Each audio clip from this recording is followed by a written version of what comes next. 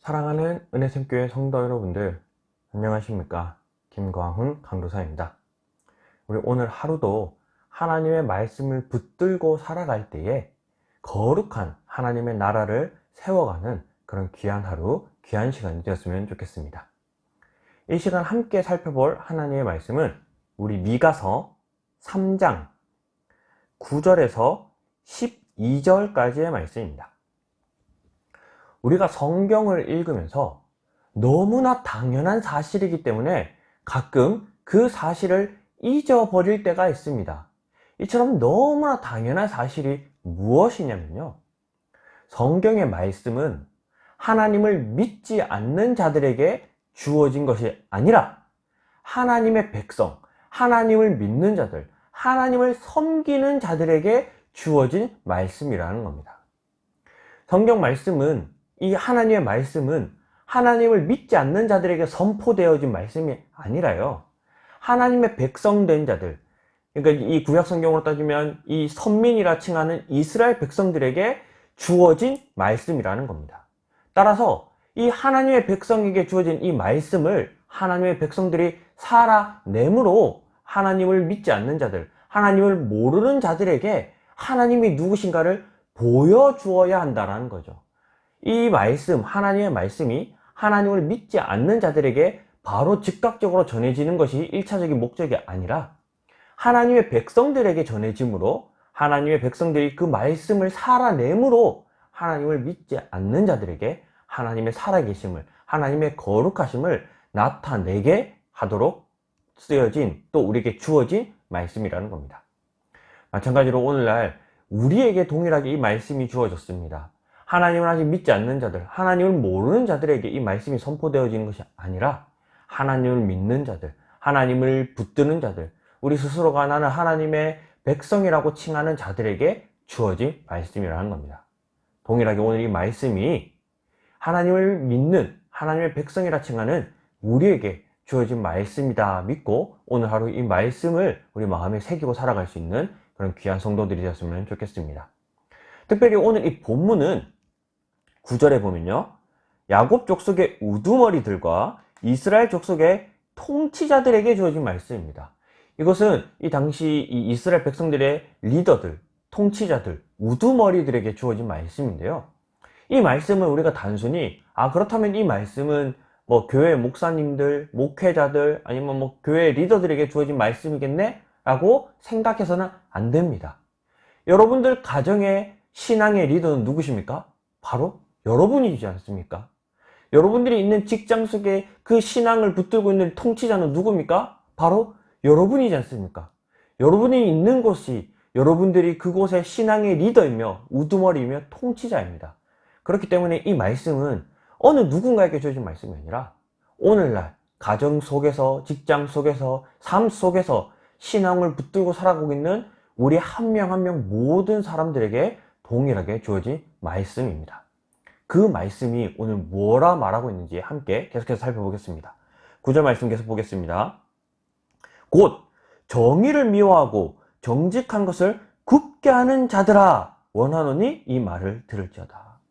이처럼 오늘날 이 신앙의 리더들, 통치자들, 이 신앙의 우두머리들에게 하나님께서 이렇게 말씀하십니다. 정의를 미워하고 정직한 것을 굽게 하고 있다. 이게 오늘날 이 신앙을 붙들고 있는 우리들에게 주어지는 말씀이라는 거예요. 나는 아닌데, 나는 착하게 살고 있는데, 나는 하나님 바르게 붙들고 살고 있는데, 그 마음부터가 우리를 교만하게 하는 마음입니다.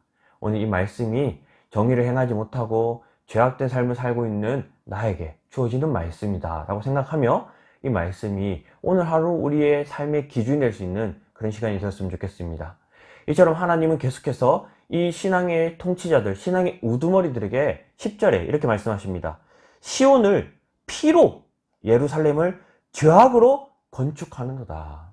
하나님의 백성된 자들, 오늘날 이 그리스도인들은 이 땅에 거룩한 하나님을 건축해야 할 사명이 있는데, 거룩한 하나님의 나라를 세워가는 것이 아니라 오히려 피와 죄악으로 이 땅에 하나님의 나라를 세우려 하고 있다는 겁니다. 그게 오늘날 이 땅에 살아가고 있는 하나님의 백성들, 또한 이 말씀이 주었던 이 구약시대에 살아가고 있던 이 이스라엘 백성들에게 동일하게 주어지고 있는 말씀이라는 거죠. 그래서 오늘 우리가 왜 이 땅을 거룩한 하나님의 나라가 아닌 피와 죄로 물들어 있는 하나님 나라로 세워가고 있는가, 그 이유를 한번 살펴보고 이 말씀이 오늘 하루 내 삶에 정말 적용되어서 나는 이러한 삶으로 피와 죄악으로 하나님 나라를 세워가는 자가 아니라 정말 거룩함으로 하나님께 영광 돌림으로 하나님의 나라를 세워갈 수 있는 그런 성도들이 되었으면 좋겠습니다. 하나님께서 세 가지를 이야기하고 계십니다. 11절 말씀입니다. 그들의 우두머리들은 뇌물을 위하여 재판한다. 첫 번째는 뇌물을 위하여 재판하고 있기 때문입니다. 뇌물을 위하여 재판하는 것은 판단의 기준이 돈에 있기 때문이라는 겁니다. 누군가에게 어떠한 일이 생겼을 때 그 일을 선택하는 기준, 또 그 일을 판단하는 기준이 정의, 즉 하나님의 말씀이 아니라 누군가가 나에게 이익을 준다면 그 이익을 통해 내 판단의 기준이 흔들리기 시작한다는 거죠. 돈을 더 많이 준다? 그러면 그 사람이 옳은 거. 또 나를 도와준다? 나랑 친하다? 우리가 흔히 말하는 혈연, 인맥, 지연, 학연 이런 것들 때문에 그 사람을 더 편애하고 판단한다? 이런 모든 판단의 기준이 이 정의에 있지 아니하고 하나님 말씀에 있지 아니하고 흔들리는 것. 그게 하나님께서 지적하는 첫 번째, 뇌물을 위하여 재판한다 라고 말씀하고 있는 겁니다. 오늘 우리는 이처럼 뇌물을 위하여 우리의 판단의 기준이 하나님의 말씀이 되어야 하는데, 우리의 판단의 기준이 나에게 이득이 되는 것, 나에게 도움이 되는 것이 되는 그런 죄악된 삶을 사는 성도들이 아니었으면 좋겠습니다. 또 두 번째로 지적하는 것은요, 그들의 제사장은 삭슬 위하여 교훈한다 라고 말하고 있습니다. 여기서 삭은 일의 대가, 임금, 오늘날로 따지면 우리가 일하는 급여, 월급을 이야기합니다. 왜 일한 만큼 월급을 받는 게 무엇이 잘못인가 라고 생각할 수 있는데, 여기서 지금 지적하는 것은 그 삭을 위하여 일하기 때문입니다. 우리가 일하는 건요, 하나님이 그곳에 우리를 필요로 하기 때문에 세우셨습니다. 그래서 우리가 그곳에서 성실히 일함으로 그 대가로 하나님께서 우리에게 물질을 더하여 주시는 것인데, 반대로 물질이 우리가 일하는 목적이 되어서는 안 된다는 거죠. 돈을 위해 일하는 것, 돈을 위해 살아가는 것, 그게 우리 삶의 기준이 되어서는 안 된다는 겁니다. 그래서 하나님께서 두 번째로 우리에게 지적하고 있는 것은 우리의 일하는 기준, 일의 목적이 돈이 되어서는 안 된다는 겁니다. 돈을 더 많이 준다고 해서 그곳에서 일하고, 여기서 돈 더 많이 준다 해서 또 여기서 일하고, 이런 삶이 아니라 지금 내가 일하고 있는 곳, 내가 속해 있는 곳은 하나님이 보내신 곳입니다. 그렇기 때문에 그곳에서 그저 성실히 하나님을 붙들고 일할 때에 그의 삭은 하나님께서 필요에 따라 또 우리가 필요한 만큼 부어주시는 겁니다. 그래서 돈이 우리 일의 기준이 되어서는 안 된다는 거죠. 그리고 마지막 세 번째로 지적하는 것은 그들의 선지자는 돈을 위하여 점을 치고 있다라고 말하고 있습니다. 여기서 돈을 위하여 점을 친다는 이 표현은요, 돈이 우상이 된다라는 거예요. 돈이 숭배가 된다라는 겁니다. 더 쉽게 표현하면 돈이 삶의 이유가 된다라는 거죠. 돈을 위해서는 거짓을 행하기도 하고요, 돈을 위해서는 불법을 행하기도 한다라는 겁니다. 누군가가 나에게 돈을 주며 거짓을 행하기를 부탁하면 돈 때문에 거짓도 행할 수 있다라는 거예요.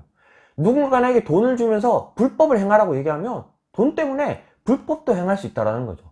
이처럼 돈이 우리의 숭배의 대상, 삶의 기준이 되어서는 안 된다는 거죠. 이 세 가지를 제가 다시 한번 정리해 드리겠습니다. 첫 번째, 뇌물을 위하여 재판한다는 것은 우리의 판단의 기준이 하나님의 말씀이 아니라 돈이 되었다는 거죠. 그 다음에 두 번째, 삭을 위하여 교훈한다는 것은 우리가 일하는 것은 하나님이 주신 소명이어야 되는데 그것이 아니라 우리가 일하는 목적이 돈이 되었다는 겁니다. 그리고 마지막 세 번째는 돈을 위하여 점을 친다는 것은 우리의 삶의 기준이 우리가 예배 드리고 우리가 찬양해야 될 것이 하나님인데 그것이 아니라 돈이 되었다는 거죠. 우리의 삶의 기준이 돈이 되었다는 겁니다.